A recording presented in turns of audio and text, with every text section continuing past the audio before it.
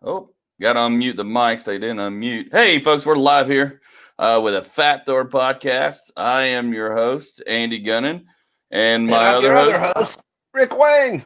Rick Wayne. Welcome to the show, everybody. Welcome, Rick. Glad to see you, brother. Glad Yes, to see sir. you. Hey, we got to do a couple of things real quick. It's October 1st. It's the first of the month. I don't know if you see this. It's Oktoberfest, but we just want to introduce two of our new sponsors, one of which is Killer Finds. They're a great group of guys out in Family owned. family-owned business out in Hiram, Georgia. Hold on, I don't. You can go check them out. They actually got their brick and mortar. Rick, you've been out there. Tell a little bit more about them since you've actually been to the store a few times.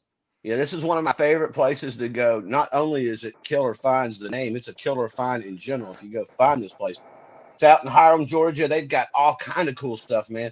Albums, vinyl. They've got all kind of like action figures from everything from DC to Marvel to Dark Horse. Video games. They have video games in that you can play for free when you go in there. I always play Donkey Kong when I go in there. They also have like in the very back, they have where you could do role playing games and like Dungeons and Dragons and things, action figures, albums, comics. This place is killer, and you got to find them in Hiram, Georgia. Killer Finds. I love this place.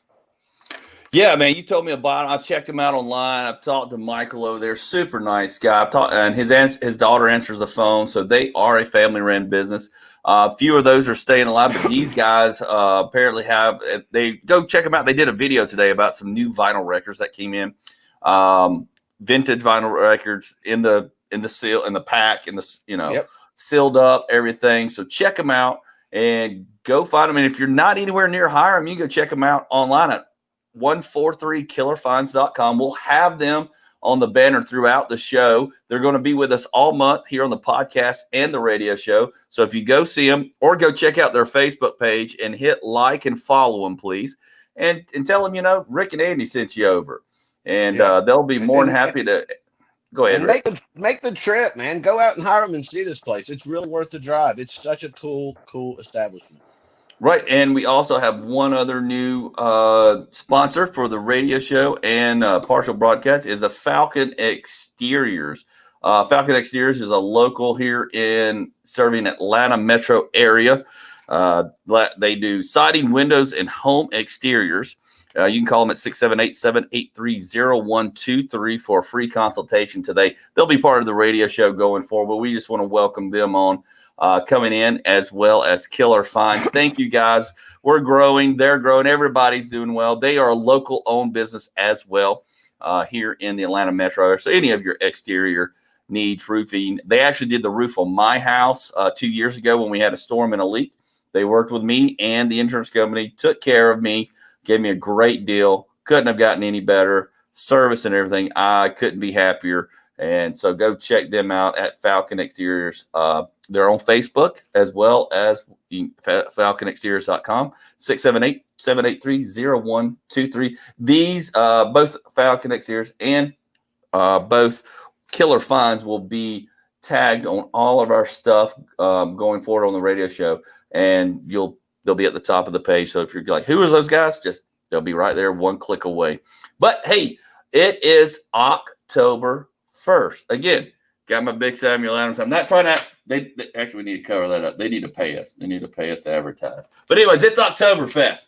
Saturday, it's October 1st. I know Oktoberfest starts in September. I don't give a crap. October 1st should be the first start of Oktoberfest. I just did a trivia for my wife's work about Oktoberfest. It's fun. I love this time of the year. Today's actually the first day where the weather and the air smelled like fall, if that makes any sense. Like pumpkin spice. Yeah, not like pumpkin spice or anything like that. But hey, Gail, thanks for chiming in. Kevin Kennison. Hey, you could comment. Just comment, ask us a question. If you want to jump in, we're going to share the link. Probably have some folks jump in. We're going to talk everything Oktoberfest. I've got a couple of topics, a couple of issues. I have issues with Sober October. I'll tell you why. Sobertober, however you want to call it. Well, that just sounds terrible. It's horrible, dude. I think it's the worst thing that people ever came up with. I'm really over this. It's everybody's day thing. I don't know about you. It's son's day. It's my dog's Daughter's day. Day. Yes. Daughter's day. It's ice cream day. It's everything's a day. I mean, and enough with the days. Enough. We'll talk about that. We'll talk about a few other things, but Oktoberfest. It's I love Oktoberfest. Look, and here's why I love Oktoberfest. One, this is the time of year where I love German food. I love beer, as most of you know. Don't drink beer as much as I used to, but I do love beer. I love this time of the year where football's on, even though my team suck. The Falcons suck. My Georgia Tech's in a rebuilding year. Not good. The only team that's doing good so far is my fantasy team. I'm 2-1 on that. But it's that time of year where it actually gets nice and cool. The weather changes to where it gets below 80 or 70 at night. And then put the windows up. You put the windows up, you turn the AC off. It's just a whole different atmosphere. You actually want to go outside. You actually do want to have a beer. You actually do want to sit beside a fire. You want to be in the woods. That's just what October is for me. And that's why I like October so much in Oktoberfest. Because Oktoberfest is just fun. Everybody's getting together, drinking beer, eating sausage and bratwurst. And, and Helen, Georgia has is a fun place to check out. And they do an Oktoberfest there every year. It's been there since I was a kid. Hey, Keith Forsyth, thanks for checking in, buddy. Make a comment. Let us know you're here. Ask a question. But, it's just one of those times of year. I really like when the weather in Georgia here finally gets into normal. And if you've never been to Helen, Georgia, anybody that's not from the Georgia area or anything, Helen, Georgia is this little town up in North Georgia, and it looks like a little German town. It's very quaint, and it is. Andy was saying every year in October, and they may even start a little earlier. I think they actually start in September. They do. They follow the German tradition, but they go through the whole month of October. So you have the whole month to go up. So I would recommend, if you live around the Atlanta metro or anywhere around Tennessee or Alabama, take a weekend, especially when the leaves are falling, and ride out to Helen, Georgia, and go check it out, because it is definitely a very, very interesting kind of hidden place in the state of Georgia. It is. And I went in and looked because I didn't even check to see but they are doing a semi-Oktoberfest celebration. It's not like it used to be. It's actually their 50th year celebrating Oktoberfest. Wow. I found that out today when I looked it up. And even look, I'll even show you right here. Look at this nice little thing I figured out today. Watch this. Hold on. This is fun. Hold on. Watch this. Okay. Here we go. Look at this. Boom. But yeah, Oktoberfest 2020, their 50th year celebration of their beer hall and all that's going to be postponed to 2021. They're doing a small. I just want to show you I could share screens now. Figured that crap out. Look at that. So anyway, we get sponsors, and now stuff like this, and you see all the production's changing. So everything's picking up for us. We got to step up our game, bro. That's right. We're not your ordinary average podcast. No, but they did. They're postponing the big celebration the next year, hopefully. When everything cools down. But they said they're still doing a semi-Oktoberfest. The local businesses will be open. They'll have, beer and all. I don't think they're letting people congregate in that hall area like they used to. And I checked, and the hotels are about 80% booked. So there's going to be a lot of people up there. There's going to be people up there still saying, "Hey, I'm done with this. I want to get out. The weather's changing. I want to go see the leaves change." So, I mean, that's happening more and more. I think people are just done with everything, even though – go ahead. And I'll say this. I think people want to get out now more so, not for just the obvious, but I think it's fixing to start getting really cool here in November and December, and you're not getting out as much when it's really cold.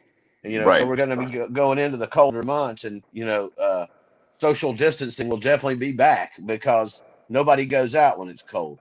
The bars slow down, everything slows down because people tend to stay at the house. So by all means, I think that's why people are trying to make a last push for it. Right. Well, I like going out I like drinking better when it's cold and going out. I mean, I like the cold. I'm a hot natured guy, anyways. I mean, if it's above 70 degrees or 72, I start getting a little miserable. That's just me. I was telling my girlfriend yesterday. We were talking about how the weather's really nice and how we're enjoying it and sitting out on the porch and I said, every year I do this. I said, when it gets this time of year, I am so thankful and like, oh man, this is the best. And I said, then when February gets around, I'm like, I am so over this. I'm ready for it to be hot. Screw this. And then when spring comes around, I'm all about it. It starts getting warm. And then after about July 4th, I'm like, oh man, I hate this. I am so ready for winter to get here. I am so it's like I have two kind of switches off and on with the season. Spring and fall are my two favorites because the weather, like you said, don't get above 72 generally, and it's always nice. Somebody said same here. If we don't know if you didn't give StreamYard your permission to use your name in a Facebook picture, you'll be anonymous. So if you didn't give them, just type your name beside it so we can give you a shout out. But somebody said same here. I'm assuming it was to my beer and cold comment or my temperature comment. I think that's when it came in. Or maybe they like the fall and hate the summer or something. I don't know. That's me, dude. I mean, I hate the summer because it's so brutal here in Georgia, and it gets so hot you don't even want to go play golf or do anything. It's like it's that eternal where you don't stop sweating whether you're day or night, and that just pisses me off.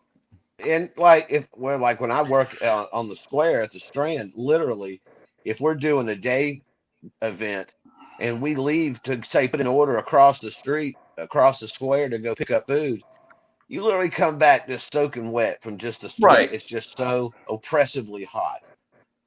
But I don't know. I mean, would you rather live in like a very cold place like Chicago or New York in the winter though?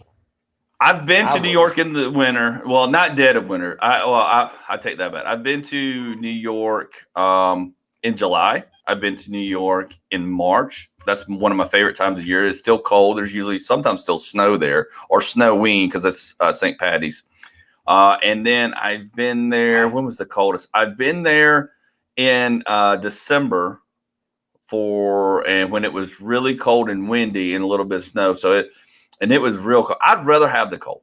Now, Montana, I used to go snowmobile in Montana every year, and that's a different cold. It's not a wet, harsh cold like here on the eastern seaboard. It's a drier cold, so you get that fluffy snow. It could be like 35 below, and you're like, this isn't cold to me. You got to be careful because it's a different cold. It's the cold that'll get you that you don't realize. So I like that. I like either one of those. So I can deal with it. The heat in the summer is the same way. It's more like an oven. There's no humidity, so it's a dry heat in the summer months. Places like Arizona and New Mexico, and we're out here. There's no such thing as dry heat in Georgia. That's right. And when you get that, it's cold. When you get that wet and cold, now as long as my feet don't get cold, I'm happy. But the wet cold, that's just miserable. That's just miserable. But I can stand the cold. I'd rather be cold than hot because I can regulate that easier with layers versus not being able to. And by the way, that was Darian, and he said, "Yep, it was too." I think the cold and the heat. So, but yeah, it's just this is the time of year I can wear a t-shirt and shorts from the time I wake up, time I go to bed, and not sweat, and not have to have the heat on. I still got fans going. Okay, I still got fans going. Right. I have fans. I'm the same way, man. I mean, like, the thing I'm digging about now is like, you're kind of, I'm that guy right now that's wearing jorts and a pullover hoodie, so it's like, what am I coming or going? What's going on? But I'll tell you this too. I will milk shorts as long as I can. I'll be warm on the top, but I will generally wear shorts until it is just absolutely ridiculous to wear shorts. I will do it as long as I possibly can. But but I kind of go back and forth. I like it up to a point. Then about February, I'm just over it. I'm ready for it to be outside and do things. But yet again, by about the end of July, I'm over that and ready for it to be like this now. I just like it because I can go. Never satisfied. Yeah, I know. Well, that's Georgia for us because we can't be satisfied. As soon as we get something, we're like, oh, I can do this, and then I could go outside, wear a light sleeve, light long sleeve shirt, wear some shorts, and go do something and not sweat. And then 2-3 hours later, God says, no, it's 80. It's like, oh, geez, it's like, holy crap. It's My sound guy Brian that I worked with, he told me he lived out in Los Angeles for about 15 years, and he goes, hey, when you go to California, bring a hoodie. And I'm like, but it's fucking July though, dude. And he goes, oh no, I know. He goes, but it'll be warm all day, real warm. But then he goes, as soon as the sun goes down, it's cold. You'll need a hoodie. He goes, trust me when I tell you, you'll see people out there with a hoodie tied around their waist, or he goes, because if they're going to be out at night. And he was right. I did not bring a hoodie. I just thought, but it is when it gets cooler in the evening over there, it's definitely noticeable. And it can be hotter in the day. Their hot to me is not like our hot. No, it's not. It's not. And the first time I visited California, I went to San Diego, was in 94. I was 19, just, basically out of high school. And I was playing volleyball with a bunch of guys out here. And we traveled around and played ball. And I went out there to go to San Diego to play. And I was playing on the beach with some friends, some people.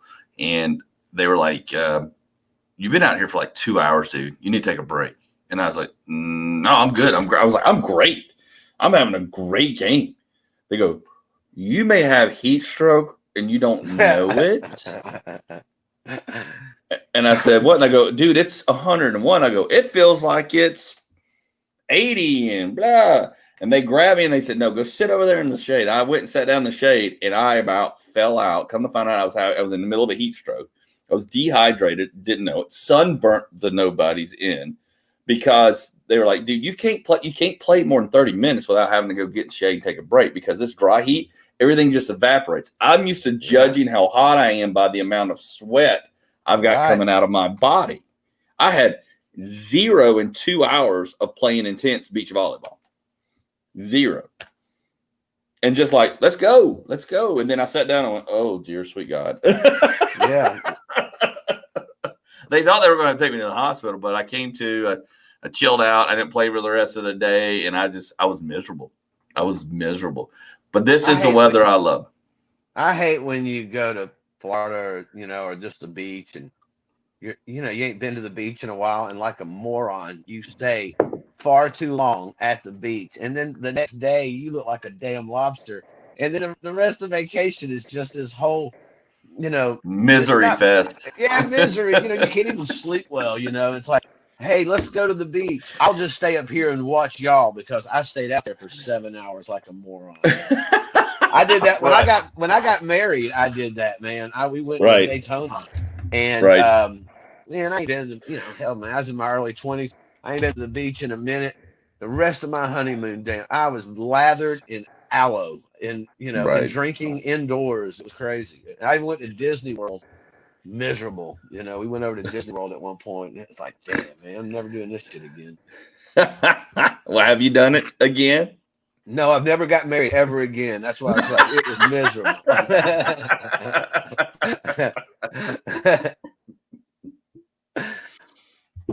Oh, that's funny. Well, I can't say the same. I just got remarried. Funny thing is that my Liz and I anniversary is the 21st of this month. So nice. Yeah. We had 2 years on the 21st. So well, if we make it there, I'm sure we will. I'm just kidding. I'm sure we'll make it there. I've always said that she is going to make a great second wife for you. So. Hey, everybody, share the podcast, comment. I am actually going to, if somebody wants to jump in, I'll send you the link. You can jump in and cut on the show. Threesome. We can have up to 10 people. We can have up to 10 people. We haven't tried it. We've only had up to 4, but on a three thing split with Keith Coogan, but him and his wife were on the same camera. So we've never had more than 3, I think. No, we did it on Bruce Kulick, where we had everybody. We had everybody. We had 3. We had 5. We had 5 of us. Yeah.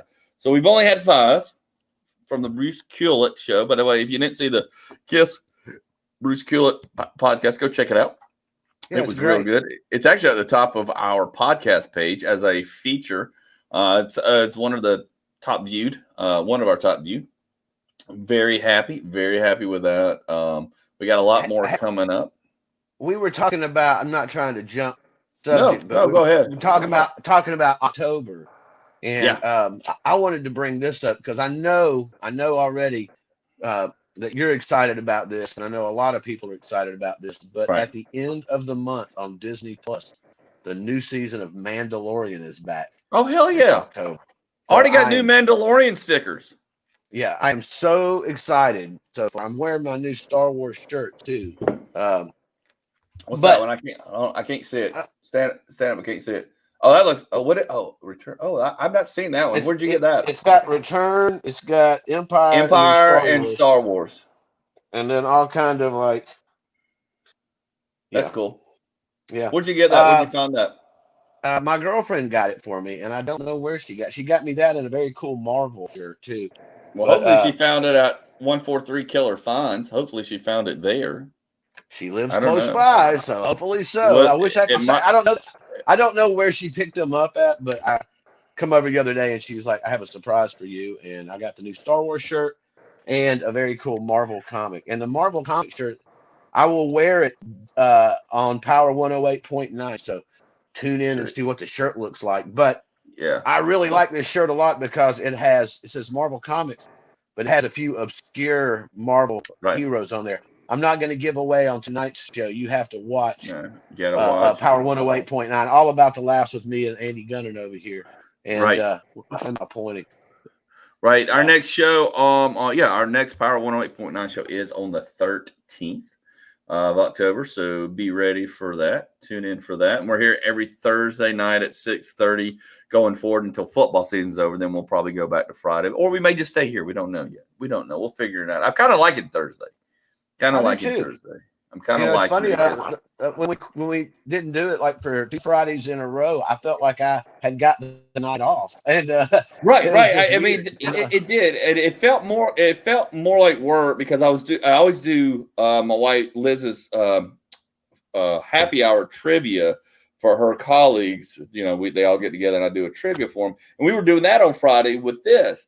And somehow or another, I always felt more rushed and more worked. Like Saturday, I'd wake up like Friday after we got done. I'm like, why do I feel more worked or more exhausted?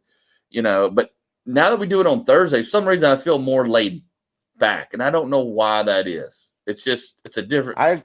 Same time, it's the same amount of work. I'm still doing her trivia on Thursdays in front of this, but I'm like, I don't understand why it always felt more or harder or more. I don't know, but just more work. Does that make sense?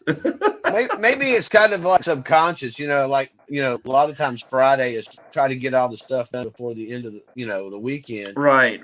So maybe it's just like a subconscious thing, whereas Thursday you automatically know you have a Friday, and so you've got a little bit more buffer to do things. I mean, right, and I thought today would be worse because yesterday I was 13 hours on set at the Tabernacle filming, then got up and had to go all the way to Covington to take a 10-second COVID test and come back. That took 3 hours because there was a wreck on I-20 for filming for Monday.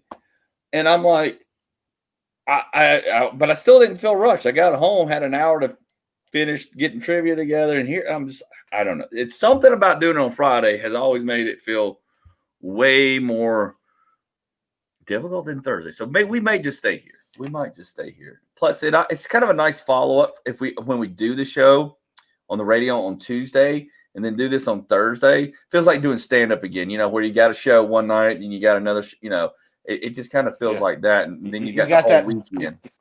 You have that buffer night where you're either pat yourself on the back or contemplating suicide. And it's like, I'm going to go and do it again. Yeah, I'm never doing this again. This is the worst idea. Who let me do this? Why have I been doing this for the last 5 years? What's wrong with me?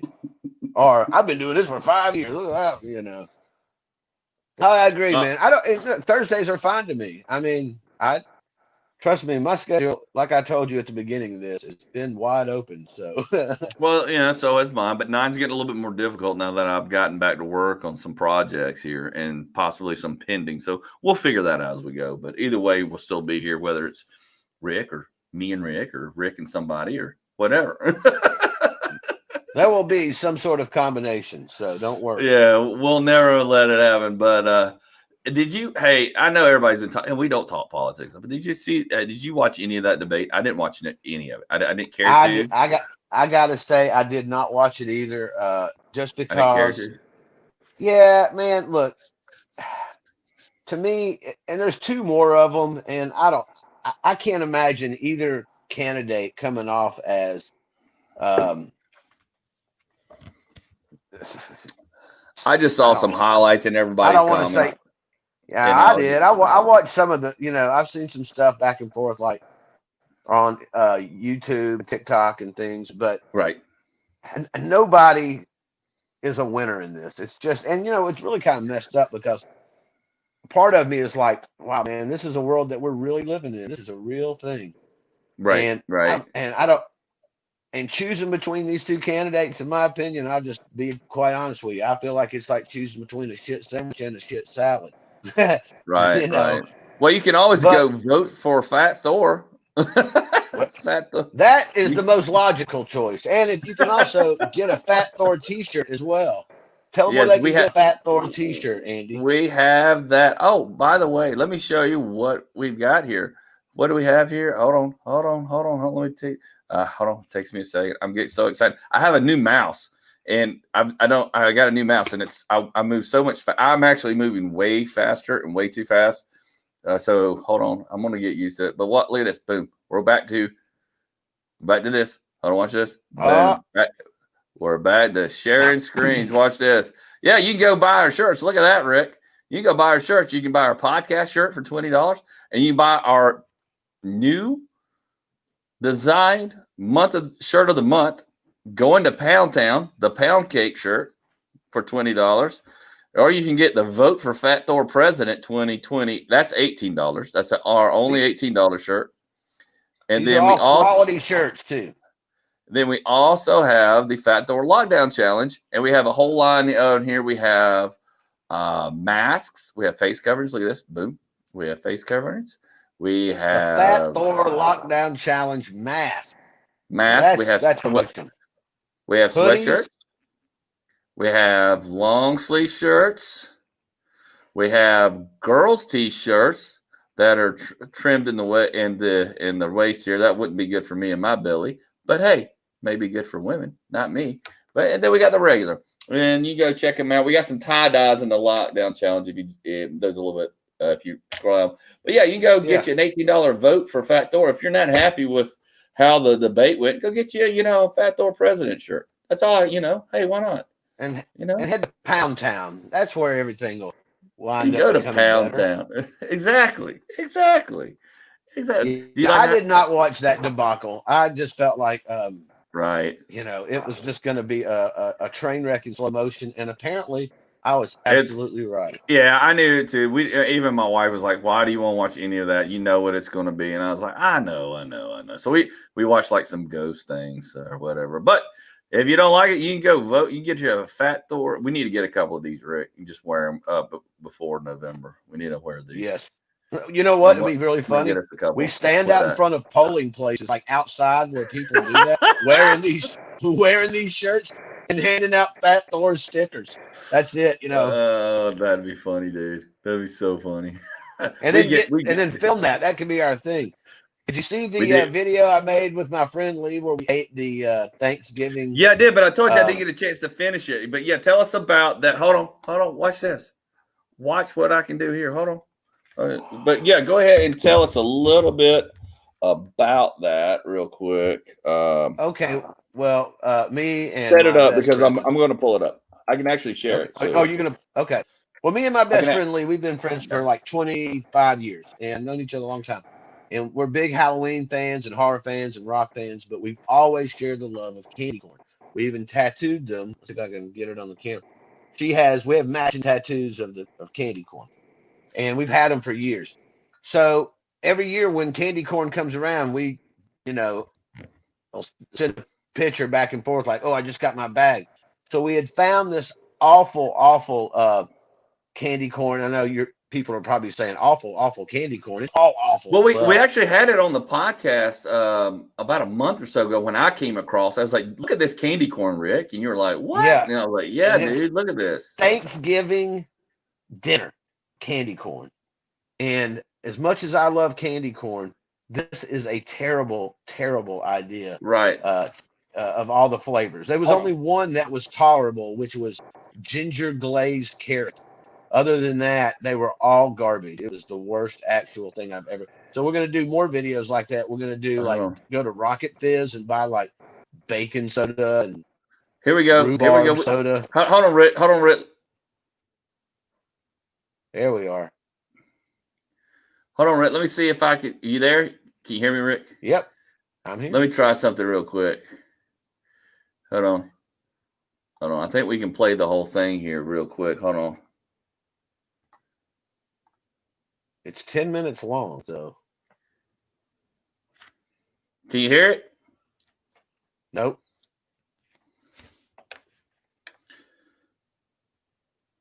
I don't hear anything but you.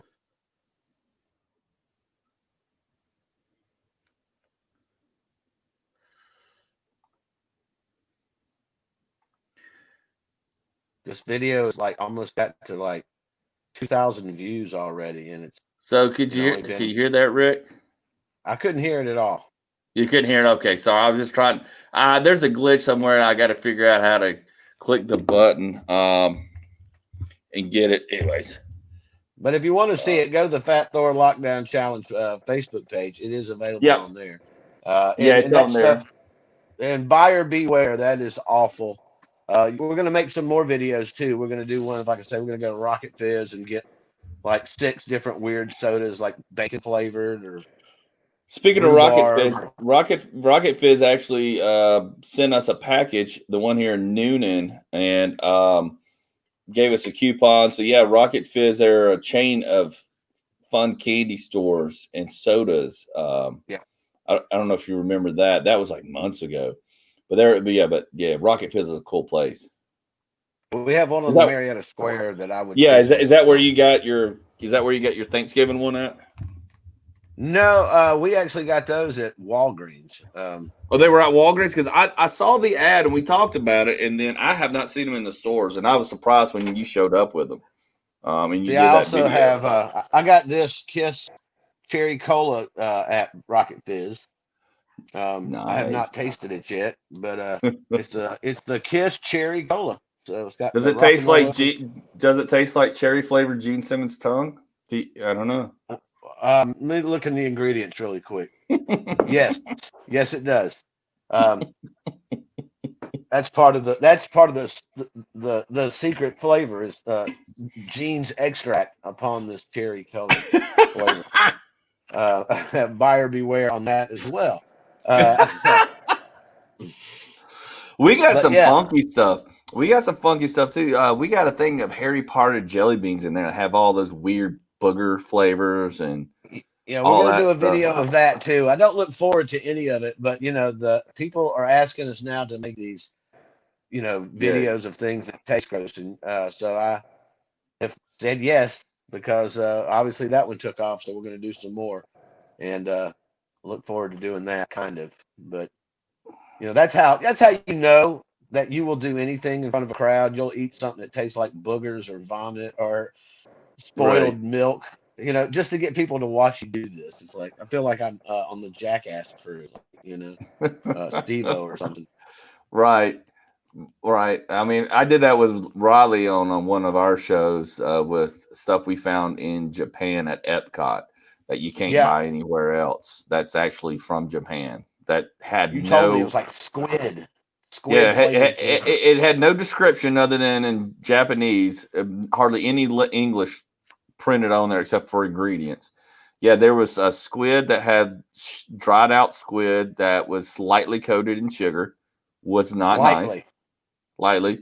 Had whole little baby crabs, like the little crabs you see running around on on the shore at night, on the beach. Right. But they were red, Those sand and they're like sand crabs, but they were red and a little bit bigger, and they dried them out, and they tossed them in, I guess, a little sugar bath. And there was a weird, crunchy crab with a weird sweet coating. I was like, it tasted like bait the second I chewed into it. The squid tasted like raw bait once it got water from my mouth. I literally threw up almost in the station. Michael's over there laughing his butt off. I couldn't get the taste out of my mouth for like a day and a half. Well, these are things I definitely look forward to doing. But Riley was having a blast. Riley had a blast. She goes, "We need to do more." I said, we're gonna have to find. We're gonna have a limit. We're gonna have a limit. But we spent like $25 on stuff. It was crazy. It was crazy. There was one thing that was okay, but everything else, I'm like, no, this is not fun. Yeah, why would anybody though honestly want to make, like, where is the appeal to like squid candy? I just think squid I don't know itself would just be an acquired taste, really. Just because it might taste good doesn't mean it'd be good candy. I think, go with the rule of fruits. Fruits taste good. You sweeten them, you put some sugar on it, you make them Starburst or whatever the hell. But nobody, if you're gonna make a Swedish fish, make it like a Swedish fish. I'm glad Swedish fish don't taste like fish. Right. But even though people like Swedish fish, I'm not a fan of Swedish fish. I'm really not a fan of the whole gummy stuff. And I think because I got tired of gummy bears back in the 80s when they were like real big, and everybody was like, "Oh," and you're just stuffing them in your mouth. I'm not a big gummy person. Now, unless they're magical fun gummies, that's a whole different conversation. About that now. Yeah. Trust me, we've become very familiar with that. We know. But anyways, what were you saying? Do you remember the candy? They were kind of like the equivalent of like sweet tarts, but they came like in a little plastic garbage can, and you'd pop it, and then it was like each little piece looked like a shoe or a fish bone or I don't know, just like a squat, like a bent aluminum can, maybe. I don't remember, but yep, I do remember that. Yeah, but very well. And the thing that was smart about that is each piece of candy did not taste like rotting fish. Right.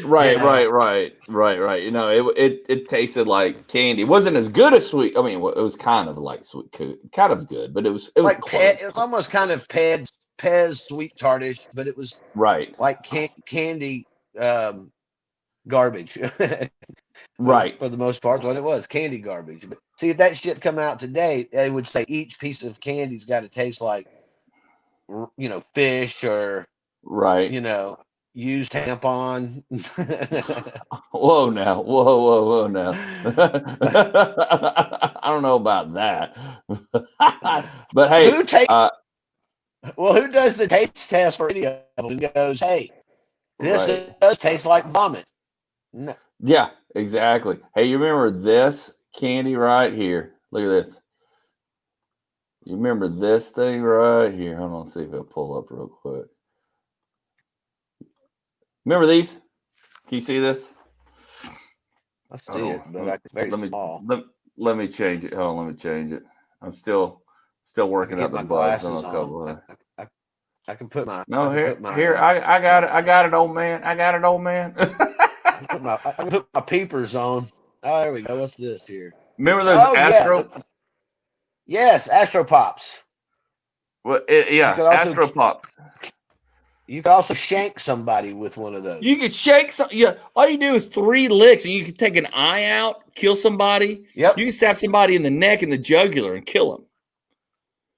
We're told not to run with scissors. Don't mess with sharp objects. But then they sell us this crap. This was a shank. Yeah. That was a shank, a confectionery shank is what that is. It was. Do they even make those anymore? That's not, yes. They don't. Yes, they do. They still make them. Wow. And it has that weird wax thing at the bottom. I learned real fast that wasn't candy when I was a kid. I was like, I ate that. I got all the way through that thing, which takes forever, by the way. And then once I got that, I was like, oh, that looks good. No, that's just pure wax. Pure wax. I always said, if you ever wanted to get away with murder, that's how you kill somebody, is you stab them with the icicle. And then it just melts. And people, that's happened to people. That's happened to people. That happens to people up. That happens to people up north. They get hit with the ice thing, there's been people that have been killed. And we're like, we don't know why is the carpet so wet? I don't know why the carpet's so wet. Margot, remember that from Christmas? Like Margot, right? Well, you could do that with that Astro Pop too. You could take somebody out and then eat the evidence. And there's like, well, how'd this person get stabbed in the jugular? You're like, I don't know. Right. Not an Astro Pop. And they're like, an Astro Pop? Get out of here. You're getting in the way. This is a real crime scene. Sorry. Oh, that's funny. As you just saunter off into freedom. Yeah. Yeah. I don't know. Well, it's October, so I'm trying to kind of theme a Halloween, kind of a twist with these confectionery menacing, treats.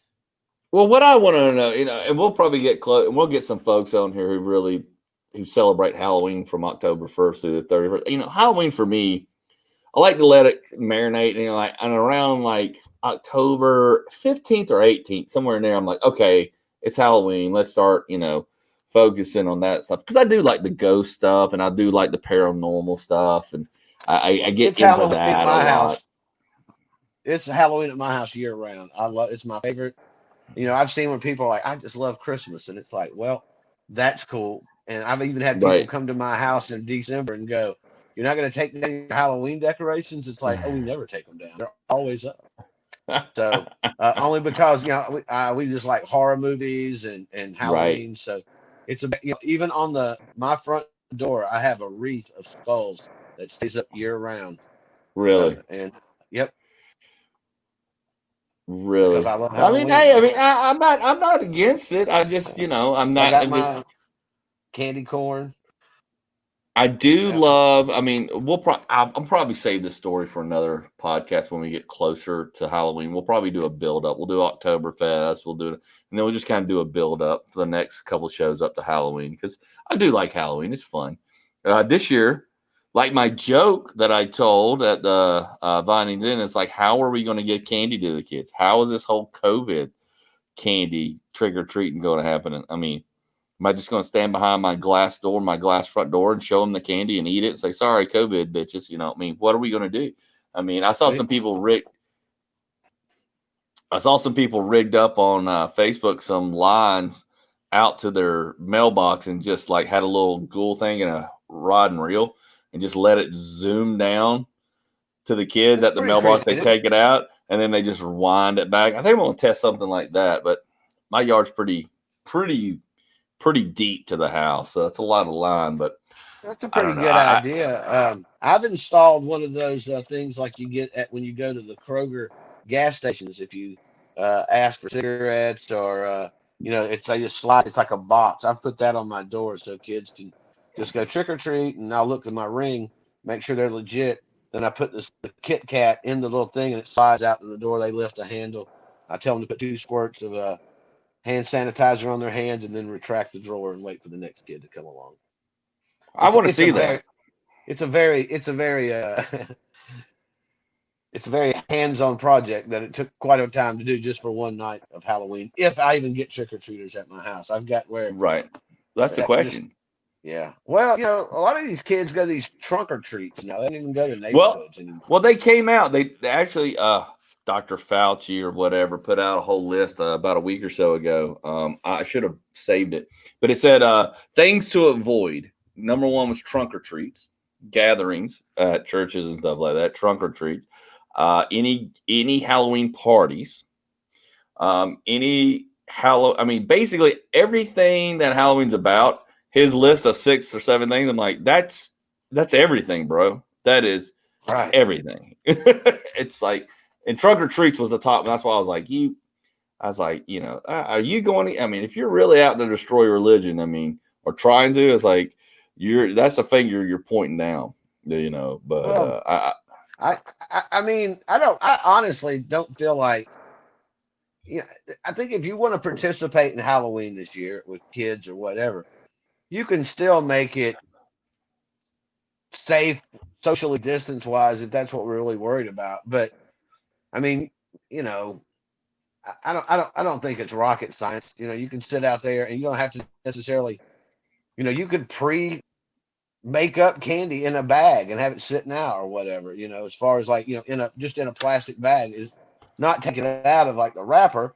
Just have like two Kit Kat bars in there or whatever, or M&Ms in a plastic bag, and right. But I then don't how do know. you get it? How do you get it to them? I think your idea is a little bit better. People, whatever this drawer thing is, I need a video of so I can see so we can Oh, show.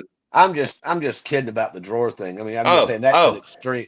That's an extreme measure. I'm just talking about the thing that when you go to the Kroger fuel pump thing, right, and right, right. No, no, it's a great yeah, idea. It's a great idea, but especially if you have like, I mean, especially if you have one of those old school mailbox things in your door, where the flap, where right, right.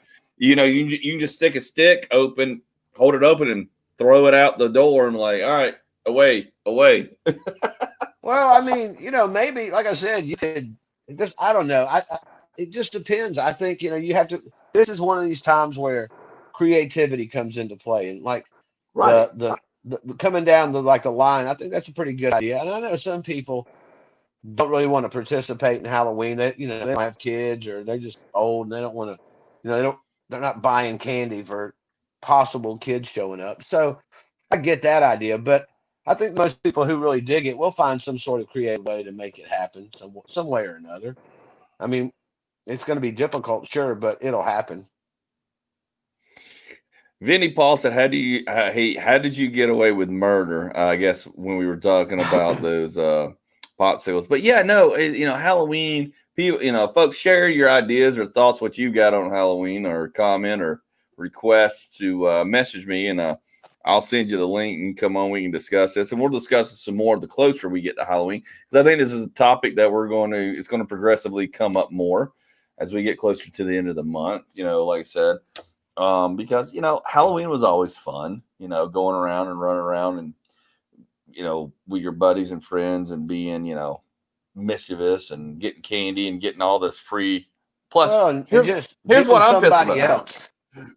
Here's what I'm pissed about as a father. Now my kids are older; they're 22, 18 and 17, or 19 and 17, excuse me. And is that I've got a 12-year-old stepdaughter, and she just turned 13. So I still have a trick or treater now back in my life. And I'm all about that candy tax, the parent candy tax. You know what I'm talking about? When you bring it home Yeah. and you get a cut. And this is, I think, one of the reasons, one of the helpful reasons Riley was for me to want to marry Liz, because when her first Halloween, she was like, "Andy, you can have all my Reese's peanut butter cups." And I went, "What?" That's like my number one thing. That's my favorite thing in Yeah. the world. She's like, and I was joking with her about the candy tax. She goes, "Oh no, you can have all my Reese's peanut butter cups and all my Kit Kats. I just want one." And I was like, "Oh." And she goes, "And I'll go around and get every Reese's cup house for you." And she gave me like 12. And I was like, "Oh, dear sweet baby Jesus. Thank you. Thank you. Thank you. Thank you." Because my kids were always like, "No, don't take my Reese's." I'm like, "Give me two. I can't go ask for them." Oh, it's crazy. When I remember when I was a It's kid and so, going trick or treating, I used to take a pillowcase. I mean, we used to load up on yeah. candy. Oh, yeah, you And take a pillowcase. now a couple of Like a years garden ago, rug. when Delilah was little, she was probably like 4, maybe. We Mm-hmm. shot a video where, like, on the Jimmy Kimmel about why you ate your kids' Halloween candy last night.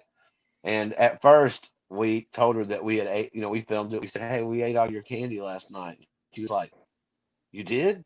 We're like, "Yeah." And I said, "Does that make you mad?" She goes, "Nah, I'll just make my mom get me some more." And I said, "Oh, okay, but there's no Halloween candy." She's like, then it like dawned on her, and she just ran upstairs all mad and wouldn't talk to me. And we had to go tell her, it's like, we didn't eat your candy. Here's all your. Why would you do that? It's like, I don't know. We're terrible people. Welcome to our family. Vinny Paul said, "But why would a stranger take candy from me, anyways?" Vinny Paul. He said, "Is door trick or treating allowed in Atlanta this year?" Or because he said, "All right, here's what Vinny Paul said," and I did not know this. Vinny Paul out in California said, "This year Los Angeles has canceled it already. It's canceled." I did not know that. I had not read that anywhere. That door-to-door trick-or-treating is 100% canceled. I did not know that. As far as I know, here in Georgia, I think it's pretty much decide if you want to do it. I have not seen or heard or read anything. I'm sure we're going to see more going closer. But Well, California, the reason California probably canceled it is because they can't even handle a gender reveal party. So they're like, screw this. yeah, We're not. they blow everything up. They set everything on goddamn fire. That's why. It's like we're really thinking hard about Christmas too. Y'all can't even handle a simple gender reveal party, so Christmas might be Right. way too much. California falls in the ocean due to Christmas. And Christmas and gender reveals. That's what it is. Yeah, it's beginning to look a lot like the apocalypse. Well, I've been sipping on my October beer here in my trophy mug. Having a great time. I can't believe we've already 52 minutes down the road. We got a few more minutes left, but yeah, it's going to be crazy. But hey, folks, if you don't mind, we've got our new sponsors that we are excited about this month. Killer Finds, record videos and collectibles. You can call them or go on their website. Website's at the bottom, 143killerfinds.com. You can actually visit their store. They are a family-owned business in Hiram, Georgia, on Jimmy Lee Street Parkway, 4215 Jimmy Lee Smith Parkway. Rick goes there. I love this place. He loves the place. He's bought some things there. They'll actually sell you stuff and send it to you online, or you can go to their Facebook. Go to their Facebook page, like it, tell them you saw us.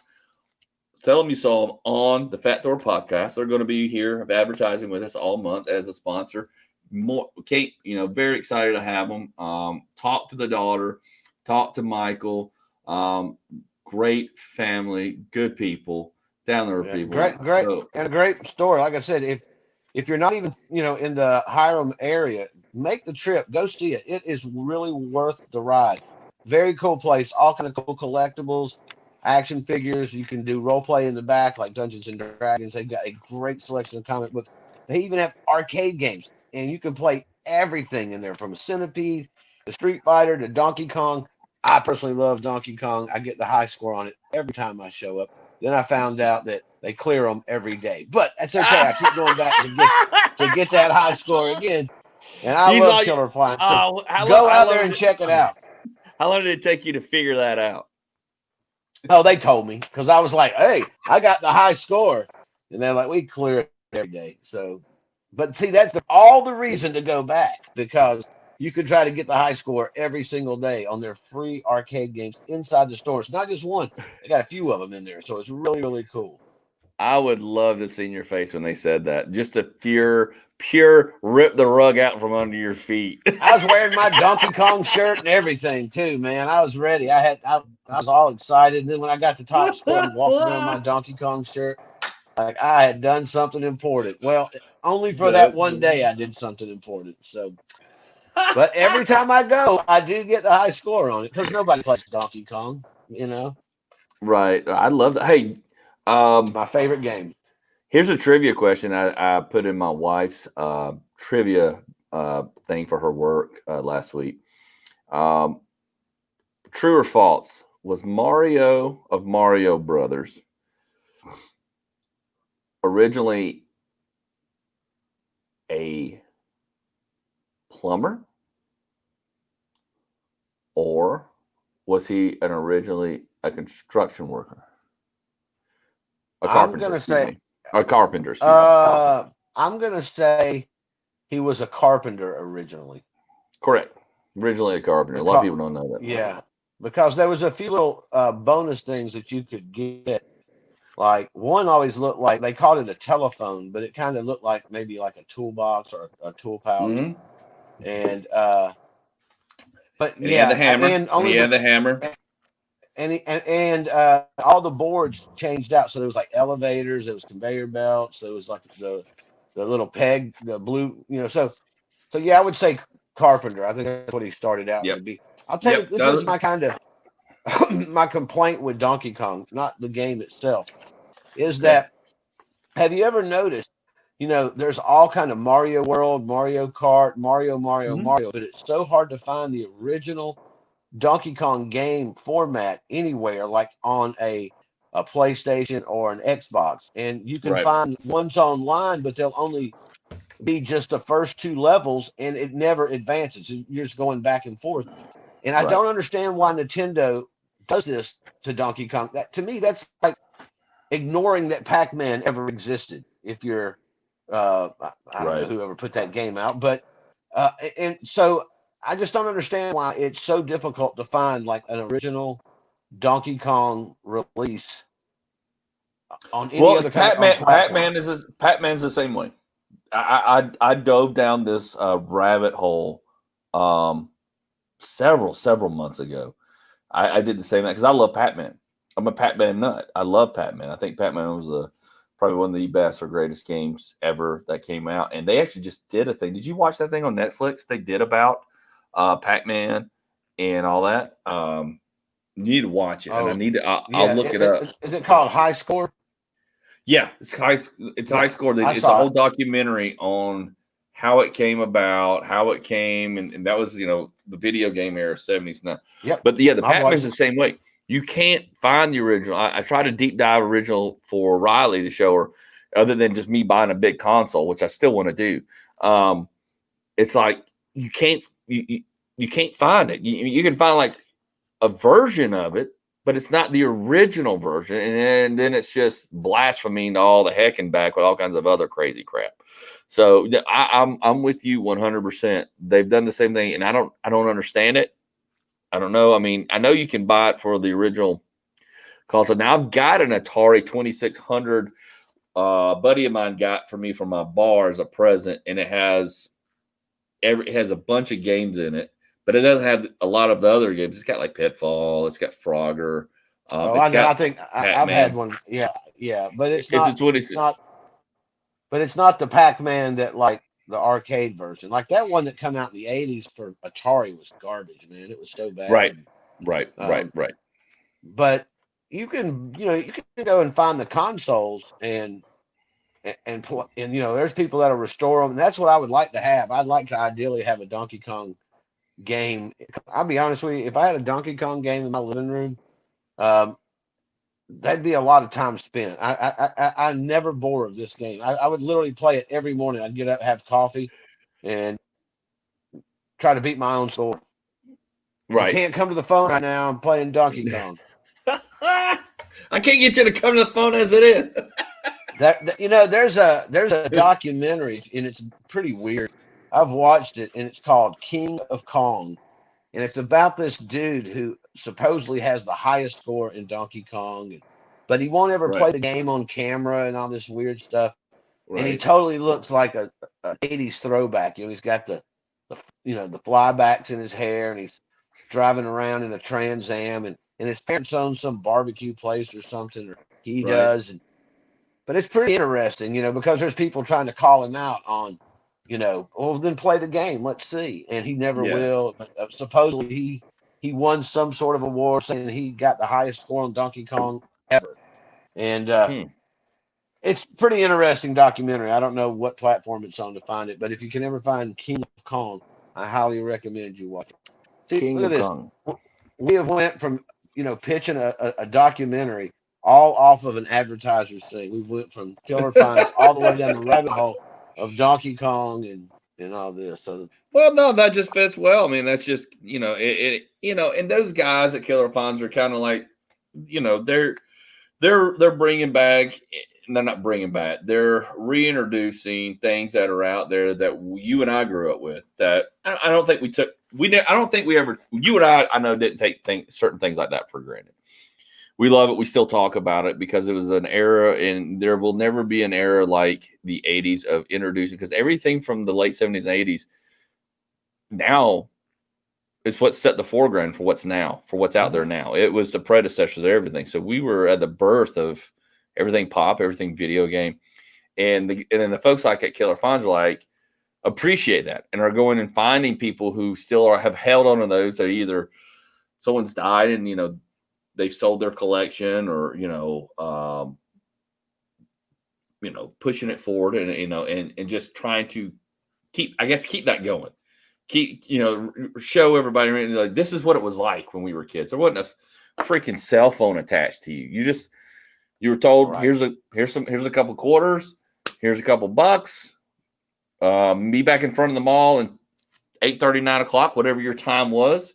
You went to the arcade and you hung out, and whoever was there, and that was your world until you had to leave. I remember like people, like just like businesses back in the 80s that would just put in a video game in their establishment just because, like, literally you could walk into like a tire shop and in the corner there would be like a Miss Pac-Man, and while you wait, they would want you to shovel quarters in this thing while you're waiting on your car to get done. Or grocery stores, it's funny to think you used to go into a grocery store and you could see a Centipede and a Defender game as you walk in. Like, that's weird. Why's there? But it's so kids would sit there and play it while their parents would go shopping for groceries and stuff. And that's just weird to think that, how that was such a impact with just anywhere you could go. That'd be a video game. And now it's all on your phone. And now it's all on your phone. Except for Donkey Kong. Why? Right. And then, there was arcades, actual arcades. You had to go to the arcade. That's all. That's the only place you could play. When I was in middle school, that's what we would do on Friday nights. You'd go to this, like, the popular arcade and hang out. It was like, as a kid, you were like at your own nightclub that didn't serve alcohol. It was just Centipede and Galaga. And what was yours? Because South Lake had the what was it? The mine. It looked like a cave mine. It was gold mine.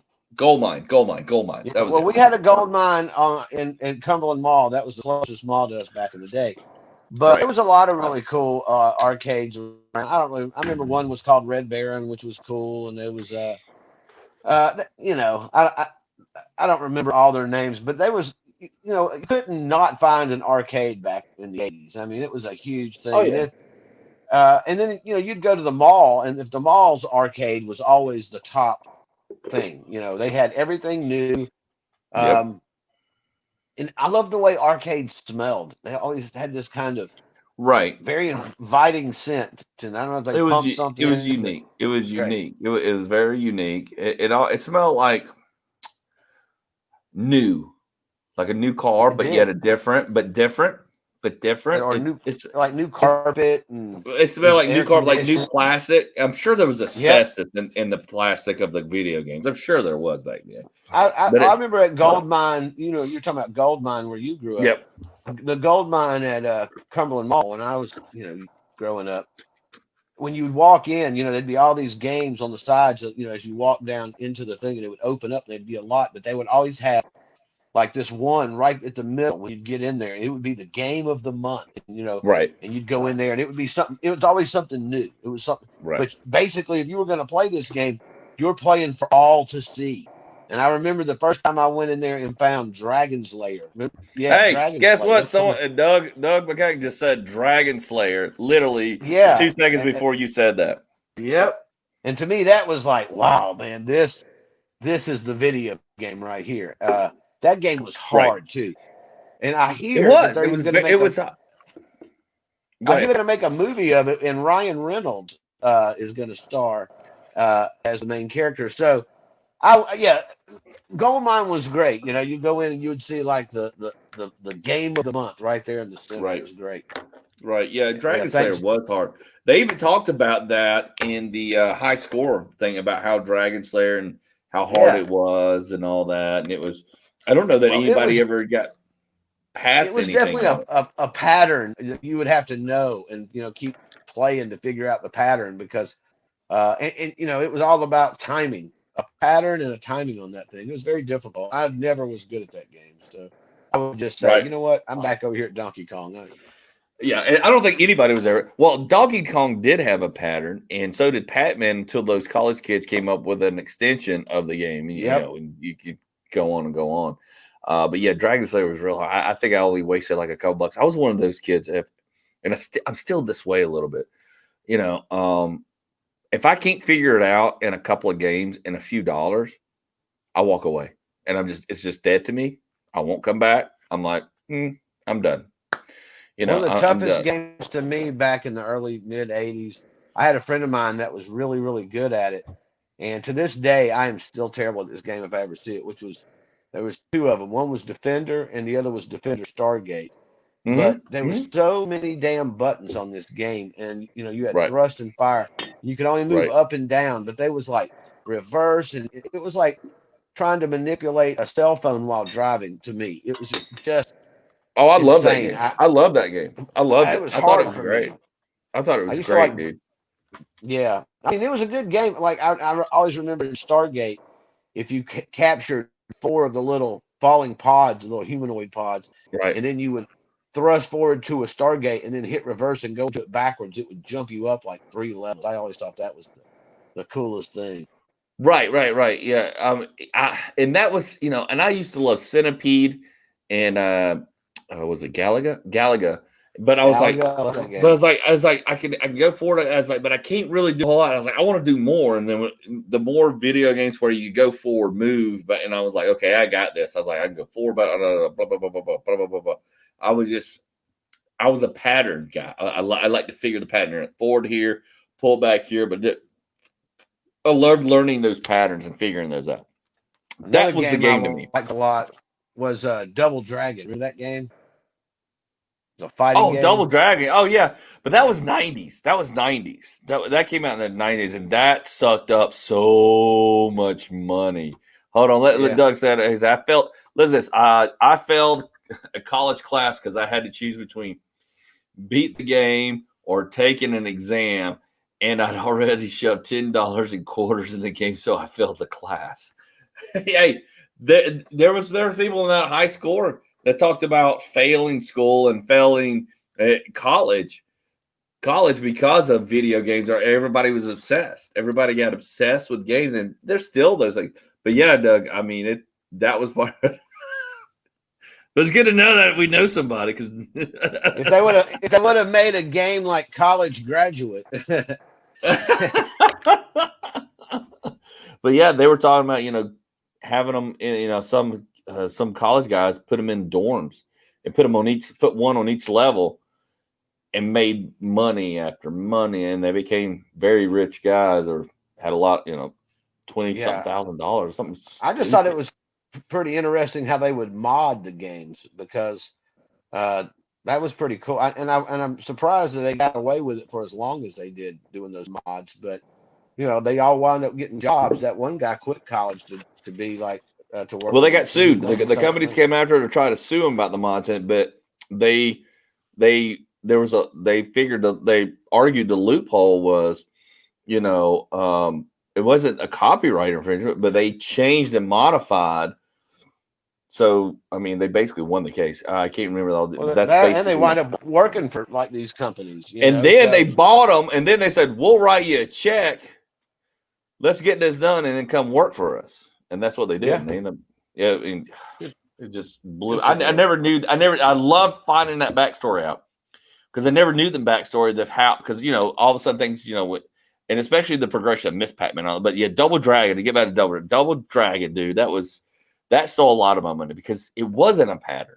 It was the first game I was like, there is a pattern here that I can figure out. What I liked about Double Dragon a lot too is one of the first video games that I can remember where if you died, you could put more coins in and continue from where you were. You didn't have to start all the way back. I did like that. I did like that.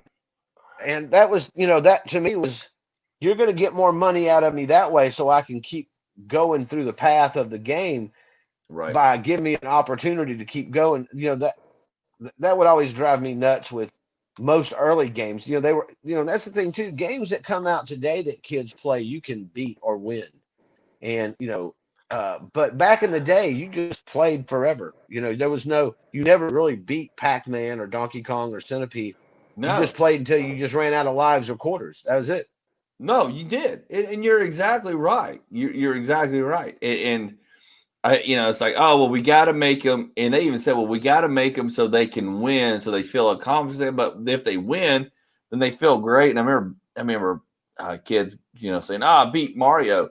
It's easy. I'm going on to the next game," and then kind of just like told other guys like, "Oh, I'm the best." I'm like, no, you just figured the pattern out. That's all you did, dude. And they're like, so what? It's like, why not have a game? Of course, you don't want a never ending game, but that's the games that there are a few games out there like that. It's kind of never ending, I think. But they started to realize, I don't know. I got mixed feelings, mixed thoughts. We could probably talk 4 hours about my thoughts and everything on it. But, there were those games in the 80s I still have never finished and never conquered. And I don't think I ever will be able to. And I don't know who has, and they have. It's a handful.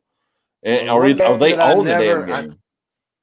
One game I never beat, and I kind of put some time into it when my son was younger, was on N64. It was I think it was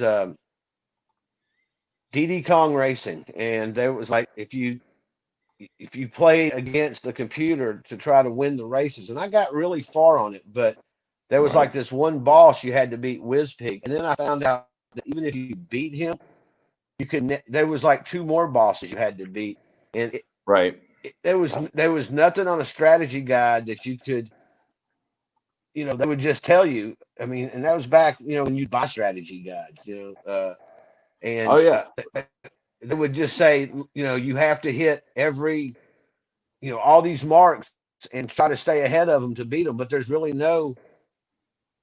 you're going to do to beat it. And it was the hardest game. I never to this day beat that game. It pisses me off. right. But Doug says, give some love to Tempest.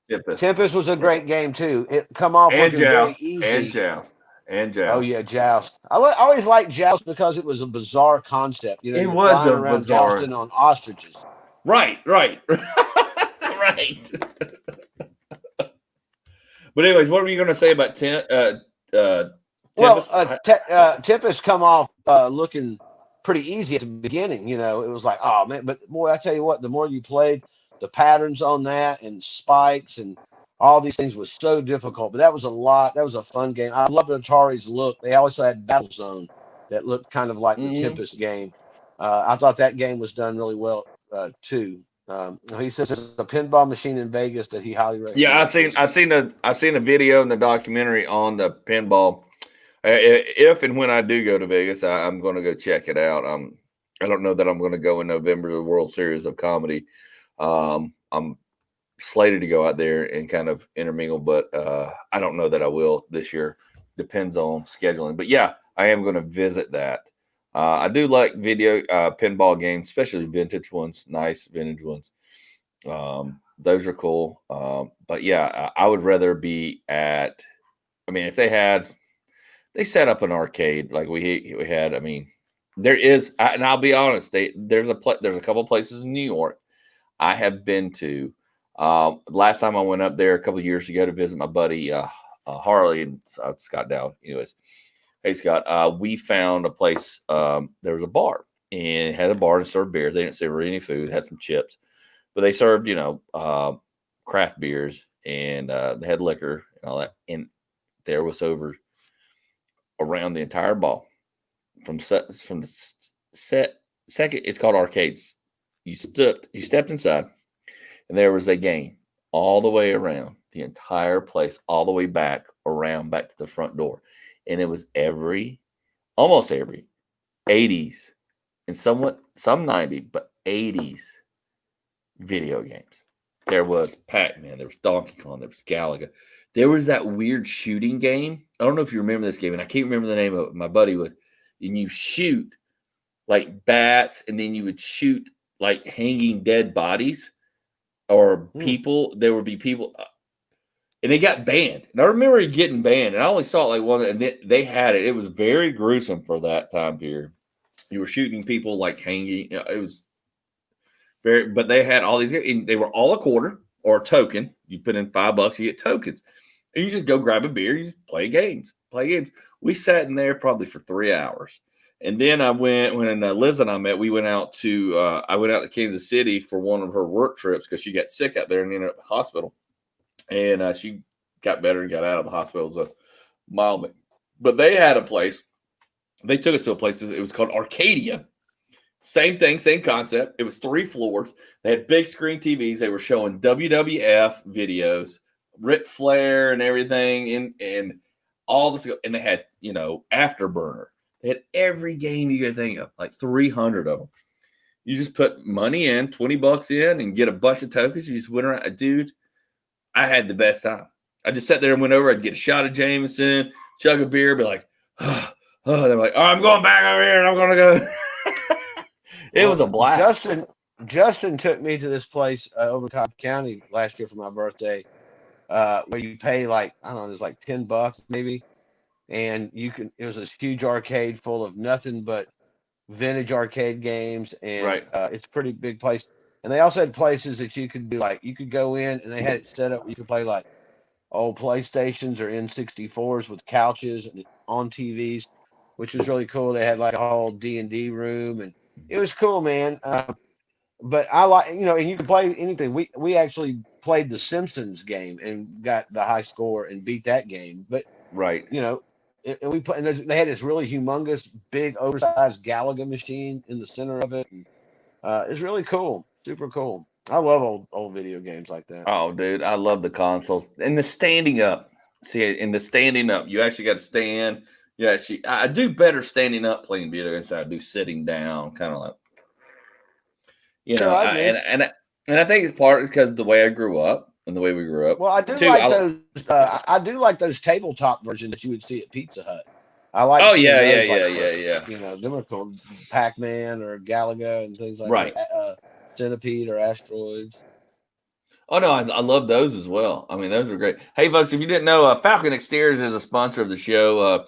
They're here in the local Atlanta metro area for all your exterior contracting services, siding, windows, gutters, anything exterior for your home. They'll take care of, help you, whether it's storm related or not, leaks, anything. Give them a call, 678-783-0123. Tell them Rick and Andy sent you. They'll take care of you. Call and schedule a free consultation. Just let them know they're one of our sponsors this month, along with Killer Finds. I can't thank our sponsors enough. I'm excited about this month. I'm excited about going forward. We're having a great time doing this, and hopefully things will keep progressing. But no video. We need to. I don't know if those places are open because of COVID. I think most places here are. Most places are opening. I don't know. We need to look into that. See if that's going on, and go check one of those out after one of the radio shows one night or something. Right. Anyways, I think that's all I had. We're an hour and 10 in. Hour 20 in. Not a big deal. We were having fun. We kind of went down a rabbit hole that we can keep going down. I think this is a good topic. We need to really jump in and get some folks in on to have a round table on and just walk down the path of old video games and things like that. Because this is a topic that I could go on and on. Sure. But let's land the plane. Let's call it a night. I know. I don't know what just happened. Did you hear that? Nope. Why is Alexa talking? Anyways, I said land the plane, and my wife's got Alexa. Anyways, what were you going to say, Rick? Let's close this show out. Let's do it. Happy Thursday, everybody. It's October. Happy Thursday. Doug says, bring me in and set aside 4 hours. Well, you know what? We'll bring you in, Doug. We ain't gonna set aside 4 hours. We're not a Rogan podcast by any means. No. We do take a little time to get warmed up, but I mean, I think we'll break it down into 4 shows. Yeah, we'll break it down and stuff. But yeah, I think we're gonna slate this topic and bring it back closer in November. Maybe, I don't know. We'll talk about it and figure it out. bring back this topic, and we can sit here and all debate the best video games and why and what, and go down. I think that'll be a fun show. I think that'll get a lot of people's interaction. Good suggestion, Doug. Definitely going to slate you in on that and some other folks. But again, go to Killer Finds if you're in or near Hiram. If not, you can go online, 143killerfinds.com. You can shop with them online. You can also go to their Facebook page. Like them, follow them, tell them you saw us. They saw them here on the Fat Thor podcast with Andy and Rick. They'll take care of you. Or like Rick said, go play free Donkey Kong. Jesus. They got free, go play free Donkey Kong. Make the trip. Go to Killer Finds in Hiram, Georgia, and go meet them and check them out. It is so cool. I highly recommend. Highly recommend you go to Killer Finds.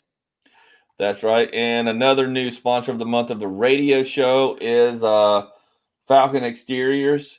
They're here in the Metro Atlanta area for all your exterior needs. Call them.